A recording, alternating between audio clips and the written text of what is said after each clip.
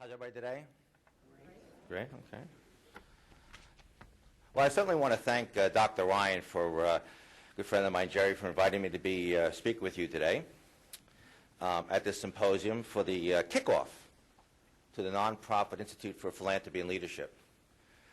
In your packets, as Jerry indicated, you will see a fall seminar series on philanthropy and leadership that will be starting in this college this October and November, and today is a great day to begin to take a look at that and either sign up and also talk to your colleagues and friends about it.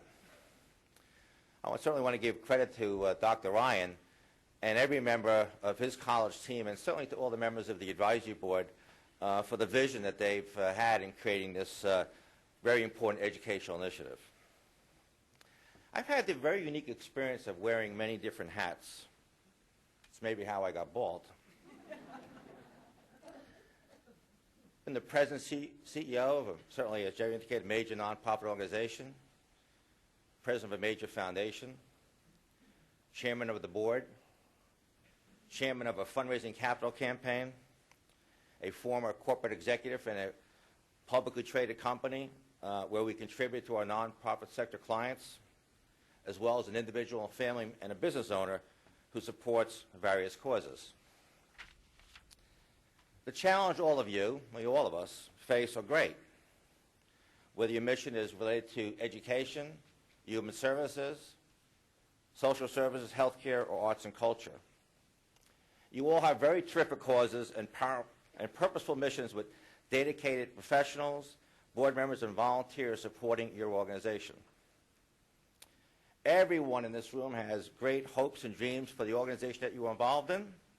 You are very proud to be associated with those organizations, yet many still struggle to fully engage their boards.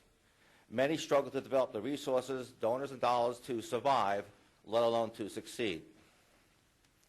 In New Jersey, there are 35,000 nonprofit organizations, 8,000 in Bergen-Passaic County alone. So how do you develop the ability to stand above the herd? How do you compete in this environment where the competition for the donor dollars is fierce? I don't know what your mailbox is like, but every day my mailbox is from someone asking me for my money, and my kids and my wife took it a long time ago. That's just a joke. Happily married, 27 years. I want to give any impressions. I'm splitting up my money here. How do you demonstrate as an organization? How do you demonstrate that you are worthy of someone's gift?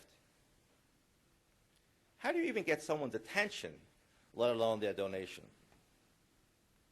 How do you engage and motivate your board to become truly passionate about your mission and actively participate with confidence in your philanthropic initiatives?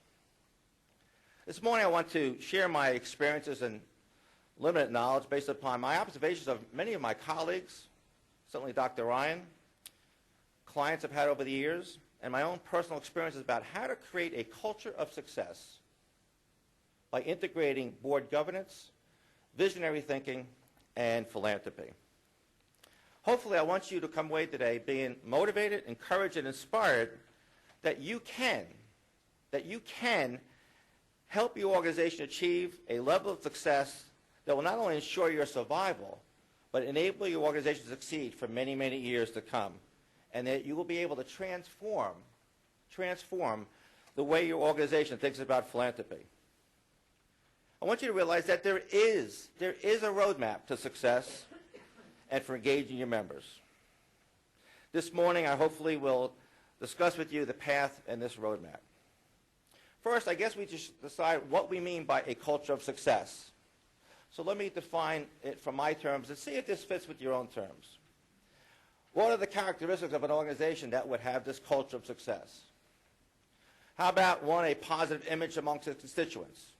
Make sense? Okay. How about a greater demand for its services? How about having more people wanting to be employees, board members, and volunteers? Would that be a characteristic of a culture of success? Okay. Possibly receiving some recognition in its field for excellence? Certainly a culture of success is someone who is more effective in fundraising, is perceived as a winner, as the place to be. The question is, why are some organizations successful and others not? Why do some become good organizations while others become great? What are some of the differences between good boards and great boards, and how does this translate to their success in the world of philanthropy? Good leaders build and develop strong interpersonal relationships, right? Establish trust, respect, and credibility with all of their stakeholders. They get people to realize that their individual goals are aligned with the organizational goals. They're good communicators and they're business-minded. Make sense? In addition to the above, though, great leaders engage their boards and encourage their participation as leaders in the organization, not just as members sharing a fiduciary responsibility, but as partners.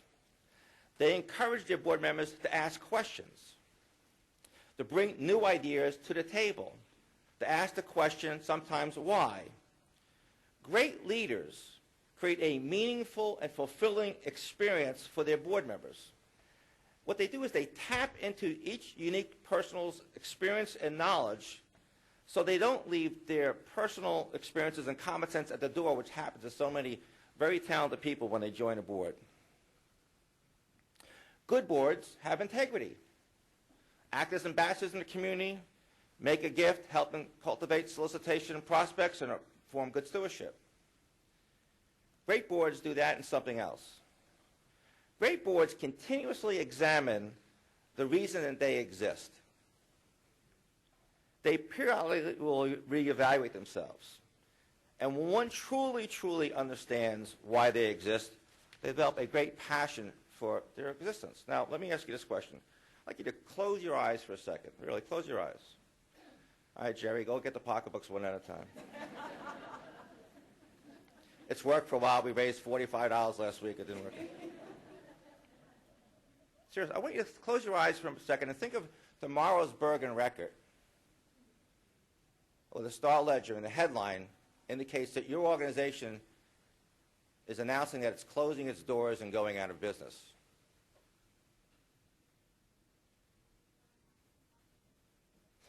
What would the impact be on the community? How would this impact your stakeholders? What would happen to all the people that you serve? Who would take up your cause? Anyone?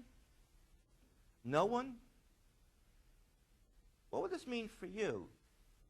Certainly a loss of a job. How many have seen the movie It's a Wonderful Life? Everybody know the movie, right? Christmas time, Channel 4, once a year. Donna Reed, Jimmy Stewart, right? Very disgruntled. Guy takes over his dad's savings and loan association. Uncle Billy makes a goof in the bank, and Mr. Potter takes advantage of it. And then George becomes really disgruntled, afraid he's a failure in life and wants to jump off a bridge. What happens? Well, Hans Decker comes down. No. Clarence, his guardian angel, comes down and jumps in the water. What does Clarence do? Clarence helps George see his life through the eyes if he never existed. Remember, he sees that he didn't save his brother, who became a Medal of Honor winner. He didn't save the kid who was going to get the wrong medication in the pharmacy. And then George realized he really, really had a wonderful life. Well, the same really holds true, has meaning for your own organization. I often ask organizations to tell me why they exist. And they rattle off word for word sometimes right out of the brochure. I say, nah, speak from your heart. Tell me why you exist. And then what do you do about it? The reason that your organization exists is because of all the great work you do. And all the work you've done and the differences you make in the lives of others. Similar to George Bailey. Hopefully you know these wonderful things. Think about what those wonderful things are and celebrate them and be proud of them every day. If you don't tote your own horn, who else is going to tote it for you? Besides examining their boards, though, great boards understand the results of their programs and services, not just the activities. Many boards are familiar with the activities or programs, but few could tell me, or you, the actual results or the outcomes of those programs.